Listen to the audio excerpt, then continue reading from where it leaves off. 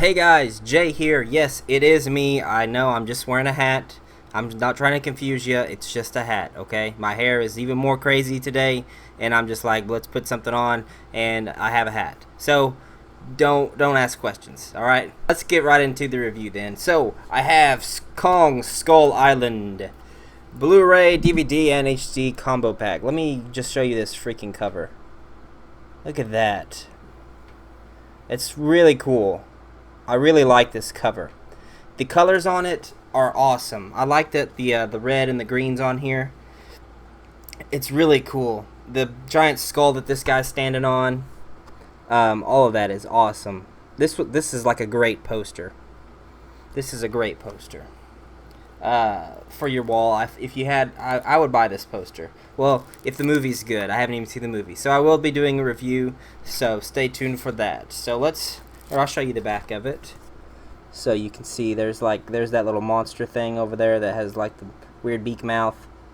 Good old Samuel L. and John C. Reilly there. Kong rules again. There's Tom Hiddleston and Brie Larson. Good cast for this movie. Brie Larson's like an Oscar-winning actress, and I mean Tom Hiddleston he's just awesome. Loki himself. Alright, open this up. And we'll see the discs. Now this is one thing that I'm kind of disappointed. Let me see who made this. Who made these movies? Warner Brothers. That's right. Yeah. So I guess they produced this.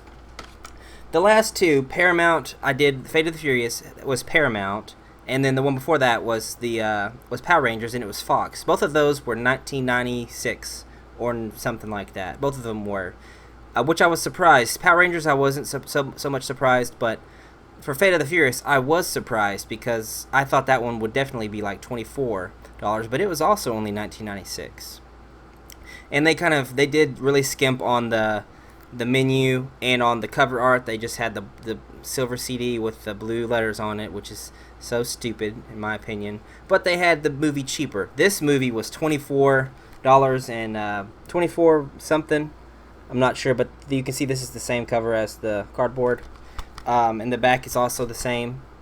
So they better hype up the quality for this. I mean, this wasn't even a special edition or anything. It's just a regular old DVD. They didn't have a Walmart exclusive one or anything. So let's look at the discs, and they're just plain, no cover art. The DVD one actually has more of a thing on it than the Blu-ray. The Blu-ray, see the DVD is right here. It actually has like a footprint or something on there, or a Kong handprint. The Blu-ray, it just has like a kind of like a black grid pattern, which is kind of cool. But it's like, why don't you put King Kong's face or something else cooler on the disc? I paid $24 for this, and that's the best you can do? Warner Brothers and Legendary? Come on, guys. It's bland and plain. Tisk, tisk, tisk. Well, I do have the code I'll give out for the movie, if you haven't seen it on digital, right here. So, wherever movies are sold, or wherever movies are downloaded, you can type that bad boy in and you can watch Kong Skull Island. So, that's the code. I'm going to go into the menu now and show you guys a clip from the menu. So, the next thing you see will be that. Alright everyone, here is the title screen, and I mean, come on, Warner Brothers. It's just a picture of King Kong in a helicopter, and just the title. And look at the bottom screen. Look at the interface down here. Oh my! It's just so simple and plain. No moving images. You get a song in the background. I don't even know if this is a song, a whole song, or just like a minute loop. It does have a special features deal. Let's look at the special features first. Creating a King, on location, Vietnam. Tom Hiddleston, the intrepid traveler.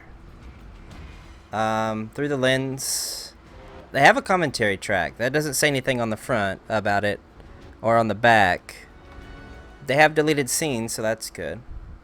So they do have a few things on here for special features, which was not really promoted on here, on the box anyways. It does down there at the bottom, a little bit on the back of the, but very small. So I didn't think there was going to be any special features. But let's see what audio options we have. Oh, it does have Dolby Atmos, so that's good. It should sound really good. I'll let you know about that in the review. A few different languages, Portuguese and Spanish. Oh, and French. So that's pretty good. Let's look at the scene selection. Okay, so just pops up from the bottom. And just simple, plain. Okay. Yeah, that's crazy. I mean, $24 for this thing. If you go back to my review of Power Rangers and just look at the interface that comes up, look at the title screen that you get whenever you start that movie. It's so much better. It's so cool, and it has so much going on in there. And that was cheaper than this. I don't understand the pricing for Blu-rays. I might have to look up, different why they're priced differently. But that's it. Not much to see here, really. Just very, very underwhelming. Not very good, in my opinion. Okay, so I have just got done watching the movie, and I'm going to give my review. This will be a spoiler review. The movie's been out for a while, so if you haven't watched it yet, I'm going to spoil it. So watch it and then come back. Use the code I gave you, come back and watch the review. Okay, so I'm pretty amped just from the end of this movie. The post-credit scene that's my favorite scene of the movie.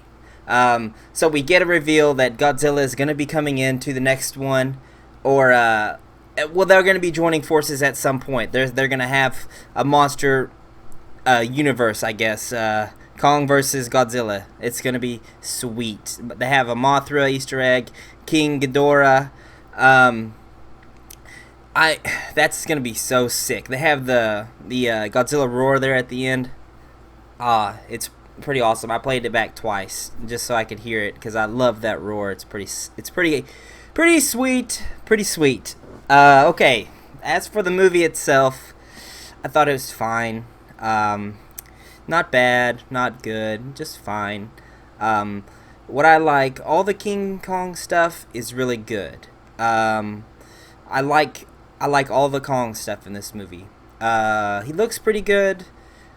Kind of cartoony at sometimes though. Like when I'm looking at him, I'm not sure how to feel. I like how he looks.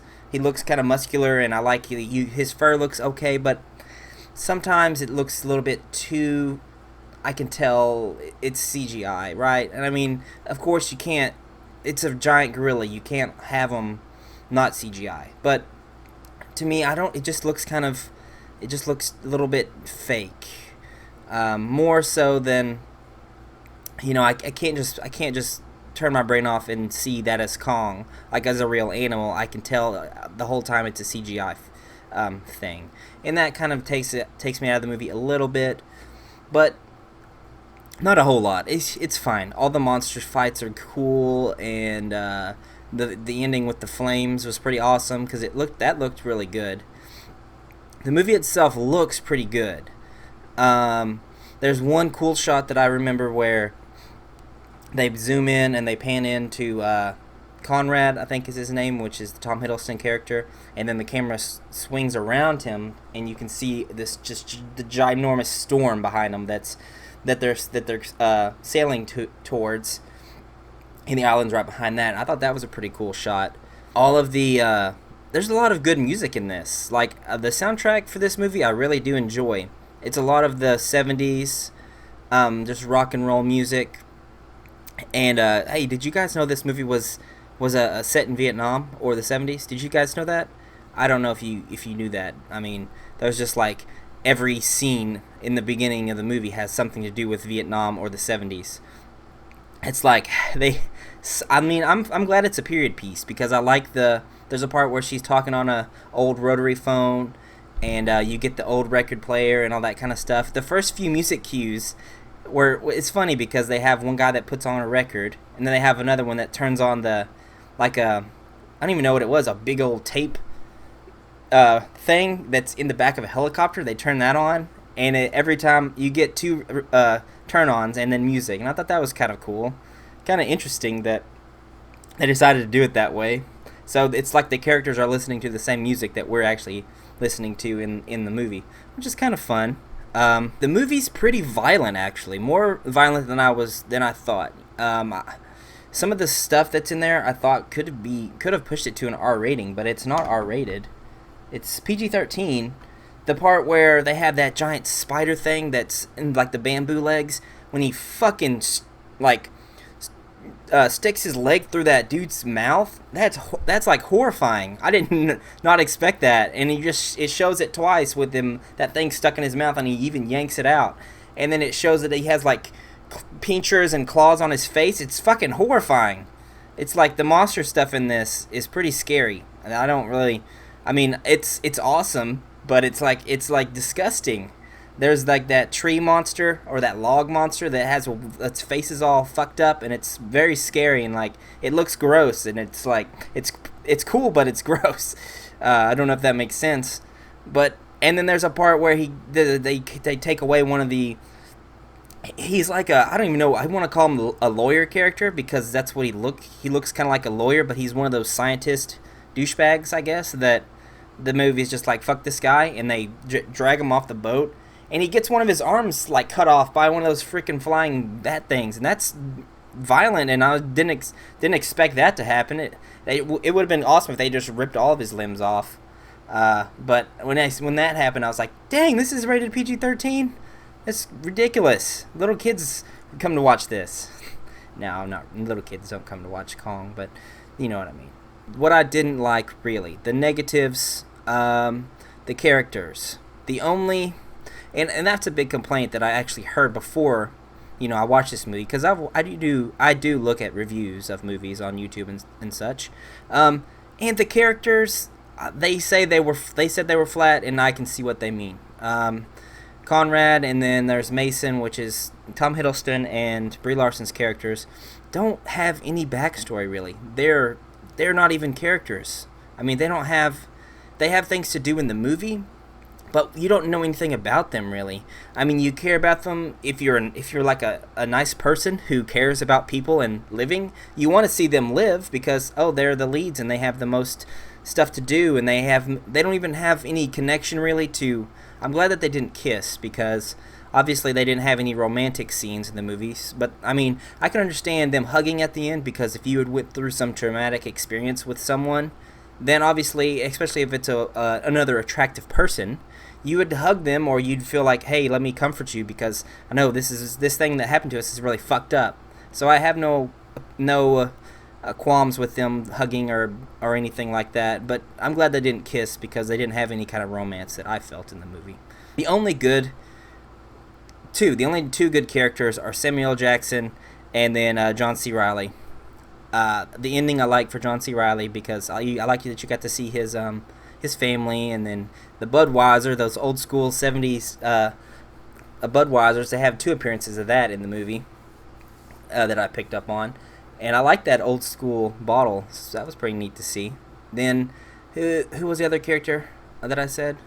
Oh, Samuel L. Jackson, because he's like he has the most motivation out of any of the people in this movie for what he's doing.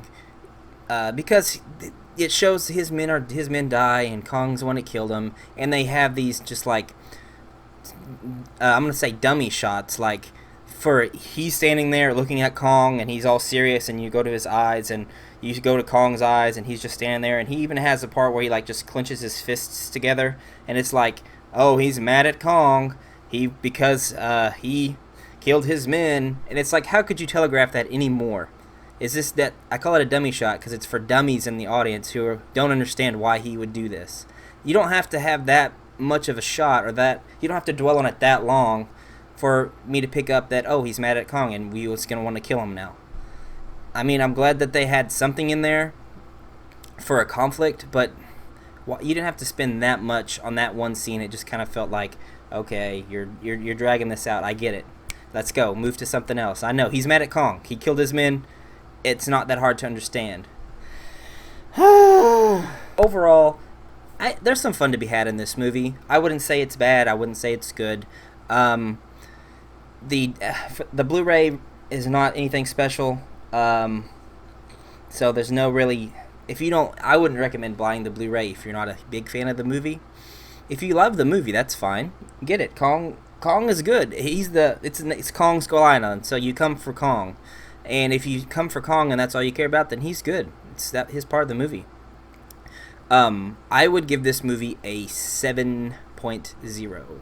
So not as good as I'm going to say 6.8 actually. 6.8 because I gave Fast and Furious a 6.3. I gave Power Rangers a 7.3, and I feel like Kong is fine in there.